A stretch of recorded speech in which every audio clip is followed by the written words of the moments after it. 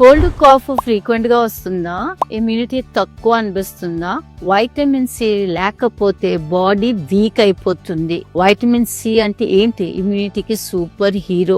ఇది ఒక powerful anti oxidant. మన బాడీలో ఇమ్యూనిటీ బూస్ట్ చేయడంతో చాలా ఇంపార్టెంట్ రోల్ ప్లే చేస్తుంది. కోల్డ్ అండ్ కాఫ్ వచ్చినప్పుడు మన బాడీకి హెల్ప్ చేస్తుంది vitamin C. It also helps in iron absorption and collagen production. Skin, bones, gums, blood vessel కి చాలా యూస్ఫుల్. వైటమిన్ సి బాడీలో స్టోర్ అవ్వదు. సో ఎవ్రీ డే మనం ఫుడ్ ద్వారా తీసుకోవాలి. ఫ్రెష్ గా ఉంటది. లైక్ రా వెజిటేబుల్స్, రా ఫ్రూట్స్ లోని వైటమిన్ సి ఎక్కువ ఉంటుంది.